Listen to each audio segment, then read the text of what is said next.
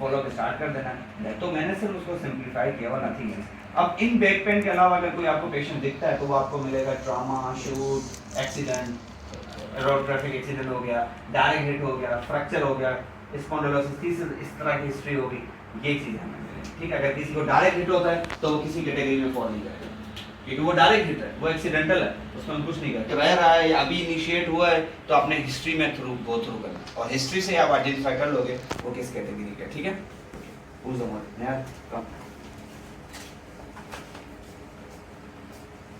Okay, कोई question यहाँ तक?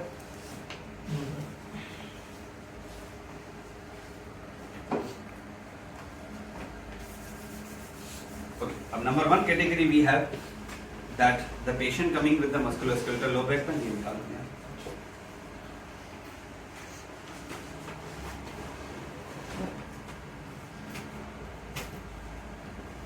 कैटेगरी 1 के पेशेंट में हमें सबसे पहले मिलेगा कि है मस्कुलोस्केलेटल लो बैक पेन है नंबर 1। तो हिस्ट्री में इसकी हमें सारी डिटेल देके तभी तो हमने इसको कैटेगरी 1 में रखा हुआ है। अब हमने करना है इसको एग्जामिन करने के लिए हम we can go for SLR, right. SLR में हमें 0 to 30 डिग्री में जो पेन मिलता है वो हमें मिलता है ड्यूरल मेम्ब्रेन पर, राइट। 30 से 60 में जो हमें मिलता है वो मिलता है स्टैटिक। अगर 60 से ऑनवर्ड अगर मिले तो हमें एसआई बनता है किसी वजह से। लेकिन अगेन एक स्पेशल टेस्ट से कोई आइडेंटिफाई नहीं कर सकता, क्योंकि एक केस से 2-3 चीज़ें जब हमें मिलती है मिसाल के तौर पे तो हम उसको रिलायबल नहीं समझते।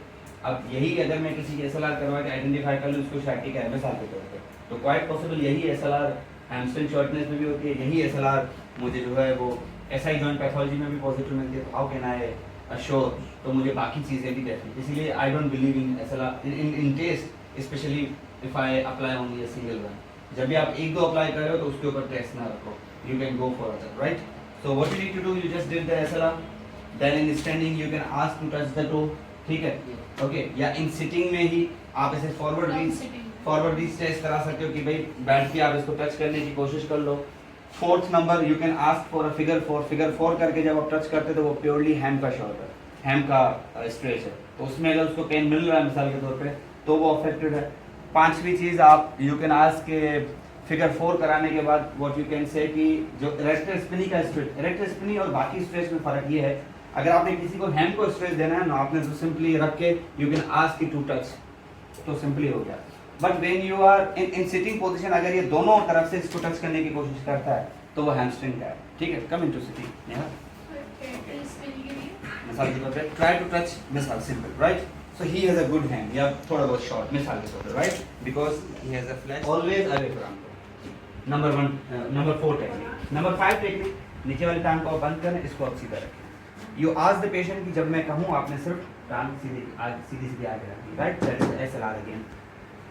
यस, कौन है?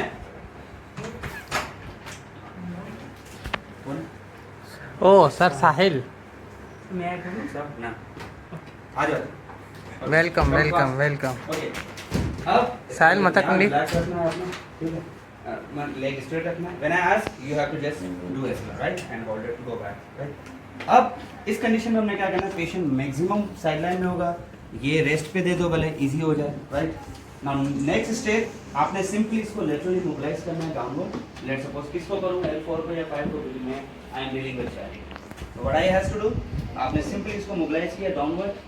Meanwhile, sustaining the glide, you can ask the patient कि वो टांग को सीधा सीधा आगे, okay, go back, okay. So what I have to do, मैंने glide किया downward, bring near, ले आओ, go back, and then, so what I am doing, mobilizing the spine along with leg movement. So the technique name is the spinal mobilization with leg movement, and this can be performed in the patients having a acute sciatic, not in chronic but तो side line में आपके पास just lateral mobilisation भी है और mobilisation with movement भी, और इसकी reactivity, sorry, अगर दोनों लेग्स में रेडिएटिंग पेन दैट, फिर उसमें हम ये नहीं करेंगे, then we will choose according to the Mulligan says कि जिस तरफ पेन कम हो, अगर मिसाल के तौर पे लेफ्ट साइड का पेन कम हो तो पेशेंट को कहोगे लेफ्ट साइड के ऊपर लेटे, एंड देन वी हैव, नहीं तो अदरवाइज हमारे पास बहुत सारे ऑप्शन है। बायलैटरल अमूमन होता है सर्कमफेरेंशियल डिस्क की वजह से, तो you can choose the traction also, उसको प्रोन में लेटा के you can go for mobilisation from both direction, you can choose the superior mobilization, वो फिर अल्टरनेट हमारे पास बहुत सारे हैं। So you have 2 techniques in the sideline also, right?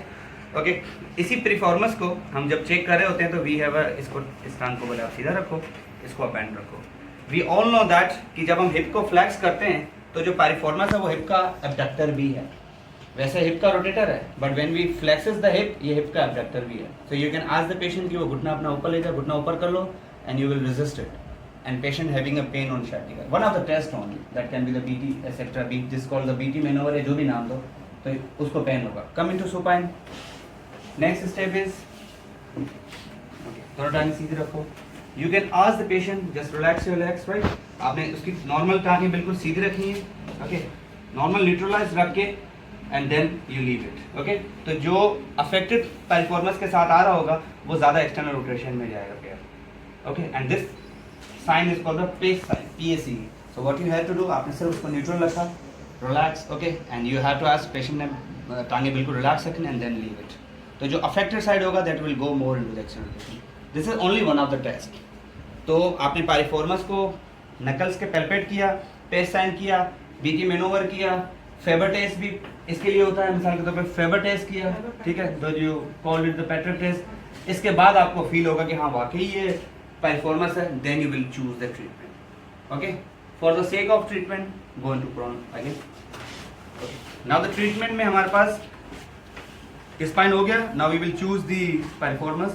We have a piriformis release. Piriformis release depends upon the bulk. जो buttocks का bulk होता है उस पर डिपेंड करता है. If I feel the lean body I can use my thumb. So what you has to do, सबसे पहले आपने करना है उसको feel करने के लिए just place exactly over the piriformis number 1 and then just utilise the performance muscle.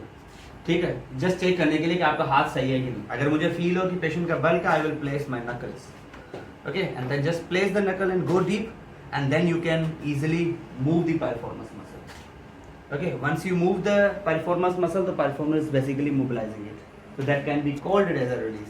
Majeed release करना है, you can use your elbow और use your forearm and then if you just press it, कल वाला formula, एक muscle के ऊपर हमने 5 techniques करानी है. क्या होगी टेक्निक्स? सबसे पहले मैंने पाइरिफॉर्मस की मूवमेंट्स करानी है. Let's suppose I will command the patient कि वो पैर अपना अंदर की तरफ ले आए. निहाल पैर अंदर की तरफ ले आओ. If he is just performing, so this is the resisted external rotation indirectly. ऐसे ही घुटना बाहर जा रहा है, पैर अंदर आ रहा है, so this would be the ultimately isometric. Relax it, right, and then next step again पैर अंदर की तरफ ले जाओ.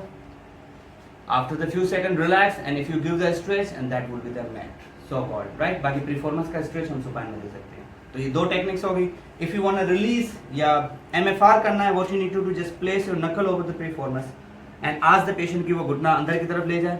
अब ये घुटना अंदर की तरफ लेके जा रहा है, रिलैक्स, जैसे रिलैक्स कर ले, give him a stretch and release him more. ठीक है, तो अल्टीमेटली आप पाइरिफॉर्मस को स्ट्रेच भी दे रहे हो और साथ साथ नकल्स के उसको रिलीज भी कर रहे हो, मतलब वो मसल मूव कर रहे हैं, आप उसको मजीद रिलीज कर रहे हो. This can be called as MFR. ठीक है, एंड स्ट्रेचेस जो हम देंगे वो हम सुपाइन में देंगे. So you have multiple option. You can nerve do the static nerve mobilisation. For the sake of mobilisation you need to release the whole muscle, क्योंकि नर्व बेसिकली मसल्स में ही है and you can release. You don't know कि यार वो किस terminal पे फंसी हुई है. बहुत बार स्टैटिका में ऐसा होता है, वो कहते हैं कि सर कहते हैं कि यार ये लास्ट वाला जो S1 है ये रह गया मेरा, बाकी सब क्लियर हो गया. तो इट कैन बी कॉज के नर्व कहीं से टर्मिनल है. मिसाल के तौर पे मीडियन नर्व में कार्पल टनल सिंड्रोम भी होता है, तो मीडियन नर्व उसको स्टैटिका, उसको गर्दन से थोड़ी ना ट्रीट करेंगे, वो कार्पल टनल पे फंसी हुई है, कंप्रेस वो वहाँ से हुई है. बहुत बार ऐसा होता है. ठीक है, so you have to release the all the muscles. Got it? And this can be done for the performance. तो you have a central mobilisation. अगर मैं टेक्निक को काउंट कर लूँ, you have a central mobilisation, you have a lateral mobilisation and side line. ये number 3 techniques. इसके बाद feel हो कि आपने गैपिंग करानी है, मिसाल के तौर पे you can choose the same hand placement and go upward above, ताकि थोड़ा सा स्पेस क्रिएट हो. स्पेस कम करना है, बल्ज के लिए बढ़ाना है, you can go for McKenzie, you can go for the snag. ठीक है, तो you have a number 6 technique so called. ये सारी लंबर की टेक्निक्स हैं and then we will go for other techniques. और अगर मैं MFR मैनुअल मसल की बात करूँ तो बहुत सारी. Right, now I want to go come into sideline for the so called the thrust. तो category 2 is the done. Now we will move on to category 3, लेकिन before that मैं आपको okay for the lumbar manipulations में हमारे पास एक आ जाती है segmental, एक आ जाती है so called general. अब इसमें again इसमें पोजीशन डिफरेंट होती है. नीचे वाली टांग आप इसको पहले फ्लैक्स रखें, ऊपर वाली टांग को आप इसमें पोप्लेटेल में फंसा दें. ये होगी लोअर एक्सट्रीमिटी की position. Right, come to the upper body. Upper body में डिपेंड करता है मेल फीमेल के ऊपर. Forward, right?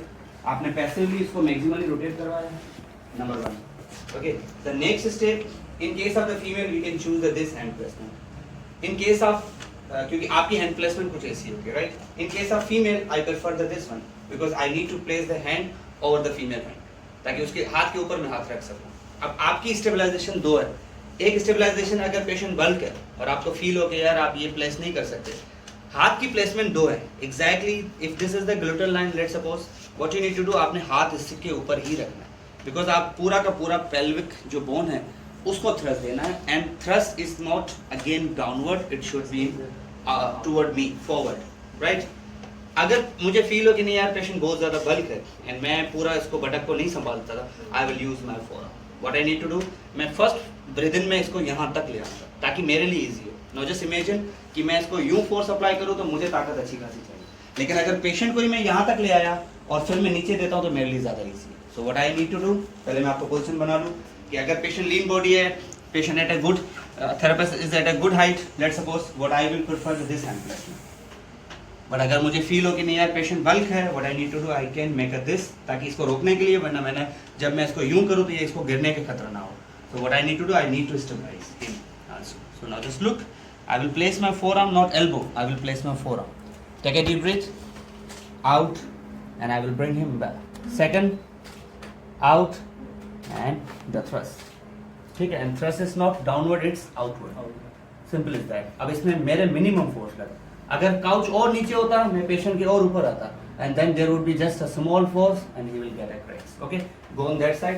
मैं दूसरी इसी में ही दूसरी आपको पोजीशन बता दूं.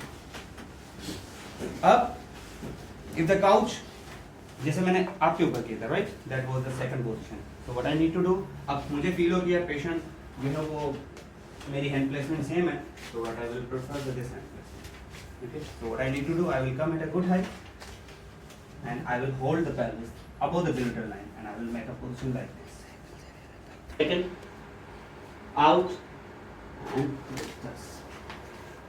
Okay, so it's all depend कि आपको hand placement कौन सी choose करनी है. Got it?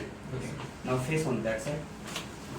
Lastly, I will go for the lumbar traction. फिर हम category 3 करते हैं, फिर हम फ्लोर पे प्रैक्टिस करते हैं. फ्लोर भी है कि quite risky in that sense कि आपने पूरा झुकना है, आपने पूरा फोर्स देना है, दैट इज क्वाइट रिस्की. कम से कम काउच जो है ना 1.5 फीट तक ले आओ, या 1.5 या 2, ये 2.5 फीट है हाइट इसकी. तो ये मेरे लिए भी I am eight a good height. लेकिन अगर मैं छोटा होता मिसाल के तौर पे, आई विल प्रेफर द 2 फीट या 1.5 फीट. इस तरह करके ख्याल रखना, right? Otherwise you can perform it. Position जितनी आप अपनी सेफ करोगे आपके लिए ज़्यादा इजी है. हैम स्ट्रेच भी लोग फ्लोर पे देते हैं, लेकिन आपको पता है उसमें आपका एफर्ट्स कितना लगता है, आपको फोर्स ज़्यादा लग रहा होता है, right? Okay, if I go for lastly we have a lumbar traction. अच्छा, अब जो कैटेगरी 3 के पेशेंट्स हैं ना, उनका जो ट्रीटमेंट निकलता है ना, वो कैटेगरी 1 और कैटेगरी 2 को मिलाकर, मतलब 2-3 उसमें से 2-3 उनमें से. मिसाल, अगर हमें बोन पेन की वजह से बैक पेन आ रहा है, we will prefer the mobilisation हमने कर ली. अगर उसका स्पॉन्डिलोसिस की वजह से पेन आ रहा है तो पहले डिपेंड करता है कि वो किस तरफ मूव कर रहा है. अगर किसी का लंबर लोडोसिस की वजह से बैक पेन आ रहा है मिसाल के तौर पे, तो मैकेंजी एक्सटेंशन एक्सरसाइजेस अवॉइडेबल है, कॉन्ट्राइंडिकेटेड है. क्यों? उसका लॉर्डोटिक का वैसे ही बढ़ा हुआ है, कब कम करना है, तो I will prefer the flexion exercises. तो you have to choose them. तो जो कैटेगरी 3 के पेशेंट्स हैं वो लोकलाइज्ड पेन के साथ आ रहे हैं. अगर किसी को एक तरफ का लोकलाइज पेन हो रहा है तो आप उसकी अवे फ्रॉम पेन मोबिलाइज करोगे. You can choose. किसी को स्टीनोसिस है, you will prefer the traction, let's suppose, जो मैं अभी बताने वाला हूँ.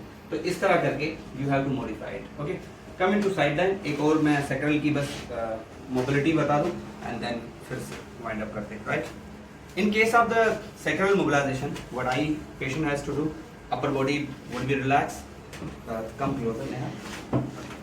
So now the next step, आप अपनी बॉडी यूज करोगे एंड बाय द बॉडी आपने इसकी जो थाई है उसको मूव करना है, right? In other words what you need to do, यहाँ से आप हिप की फ्लेक्शन करा रहे हो, नंबर 1, और यहाँ से पूरा का पूरा जो इलियक बोन है उसको आपने पकड़ना लास्ट में.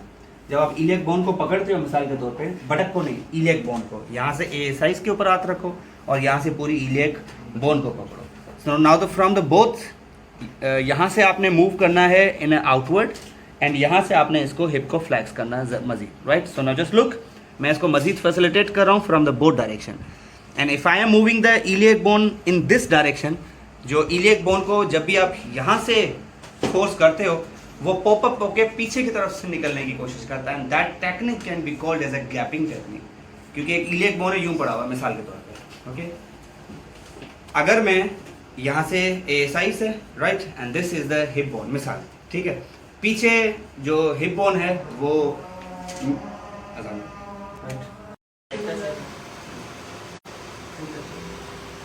ये कोऑर्डिनेशन में जाने का सिर्फ चेकिंग है जब आप इसको यूं करोगे ना तो वो उसको अपनी तरफ खींचेगा।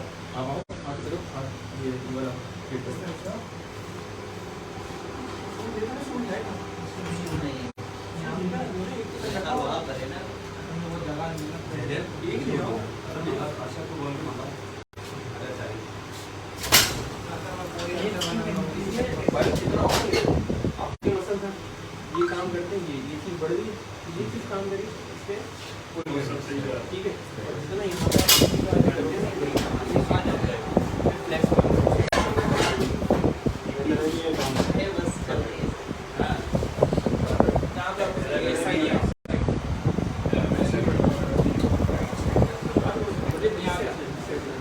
जो आपका हाथ स्ट्रॉन्ग है ना वो यहाँ पे आएगा,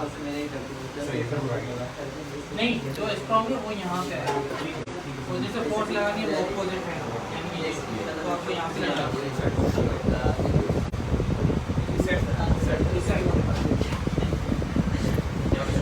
स्टूल पे बैठे हैं, स्टूल रखें 45 के एंगल पे बैठे हैं।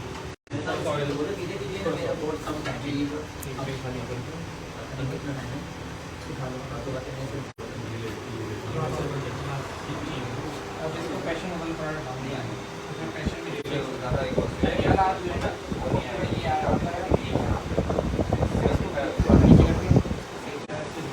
ये पैशन जो है ना बिल्कुल कंफर्टेबल है, ये अगर पूरा मेरे ऊपर आ जाए ना सामने बैठ जाएगा उसमें भी ये वाली कोशिश लगी नहीं लगी, मैं ना स्ट्रांग है स्ट्रांग ये है ना और कुछ नहीं करना, तो इसको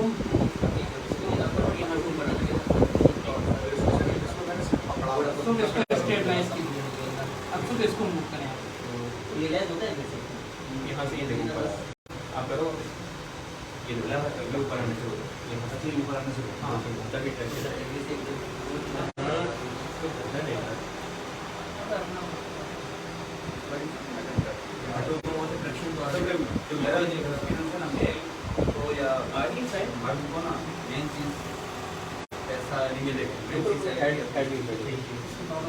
अगर आपको फैसिलिटेट ना करें ना मैं क्वालिफाई करूँगा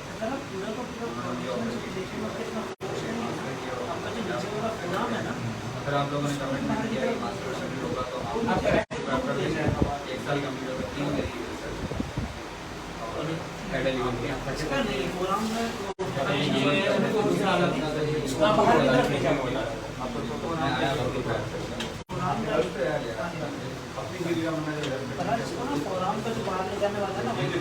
ऊपर खड़े होते हैं चलाओ कोई इसमें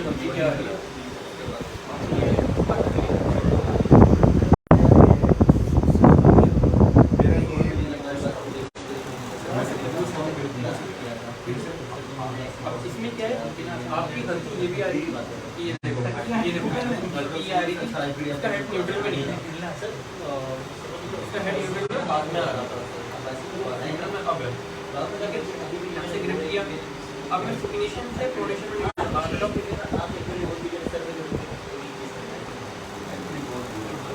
हेड न्यूट्रल में